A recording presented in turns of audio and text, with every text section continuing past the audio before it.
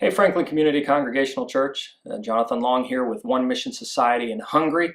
And I wanted to make this video real quick just to give you a glimpse, a quick snapshot of what's going on through the ministry of OMS in Hungary. If you followed any of our social media, Facebook, newsletter, website, then you know that we've kind of gone through a little bit of a metamorphosis in recent years. We have a new vision, new direction, and that vision is simply transforming lives in dynamic communities. Our passion is life change. We want to see people changed by Jesus. The Bible says that it's from darkness into light. And so it's a change, a big change in their life. And we want to see that happen in people's lives. And then we want to see them become part of dynamic communities. What do we mean by dynamic? Live, growing, thriving, relevant, matters to the community. Now, the way we do that is we have a Hungarian foundation. And our foundation has been retooled. We come alongside churches. We work with pastors to give vision and execution to lay people to get involved in the community. We help address needs, and then our goal is to get the people in the pews, outside of the doors, roll your sleeves up, and show the love of Christ in tangible ways. We do that a couple different ways. We have something called English camps. English camps we've done for 23 years.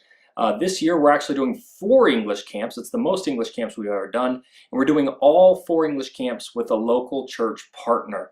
So we have different partners, and we're going into their communities. We're getting the kids and the youth from their communities to come, and they're coming to the church to learn English. And so it's an exciting way to get the community and the church together. We also do things like hospital visitation, where we take teams from local churches, and again, we equip just people in the pews to go into churches and how to connect with people who are in rough situations, people who are unhappy or otherwise hurting or suffering, and how to connect with them, talk with them, brighten their day, and pray with them, and we give them a little something, and then we move on. We also do teaching, where we go into churches, and for 3 weeks we'll meet with a congregation around a specific topic, and then on the 4th week we'll go to a neutral environment like a coffee shop, and we'll put on an event where the people from the church can bring their friends or family that don't know the Lord, and they can have a table discussion, and we have kind of a leading from the front as well, and hear a good portion of the gospel explained in maybe a way that they haven't heard before, and get a chance too to see sort of what is it that this person, this member of my family or this friend, what is it that they really believe. And so these are some exciting ways that we're trying to connect people, and our hope is in the long run is that we'll have a whole menu of ways that we can sit down with pastors and talk about how we can see transformation in their community, and both outside of the doors and inside as well. A couple things that you can be praying about. One thing, we need a lot of wisdom. Not a lot of people have taken the approach that we have, and it's becoming popular, but we're having more opportunities than we can handle, and we don't want to spread ourselves too thin. Sometimes in ministry, it's not choosing between a bad idea and a good idea, but choosing between a good idea and a better idea. And we want to do what the Lord has us to do, so we want wisdom. We need guidance as we seek out these opportunities and things that we're doing. Another thing that we need is safety and protection. We're a team. We have 3 different couples. We have a couple different single individuals. We all face frustrations. We all face discouragement. Spiritual warfare is very real to us. And so we need prayer that God would protect us from those things.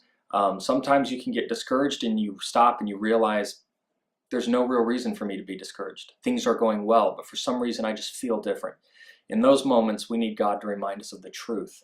And so we appreciate prayers for that. And then for our team, nobody, not one member of my team is actually fully funded. But amazingly enough, God continues to provide and continues to bless us. And despite not being at 100%, we all continue to stay on the field, and we're all continuing in ministry. And that's a real huge blessing for us as missionaries, because this is what we want to do. We are where we want to be, and we're doing what we want to do.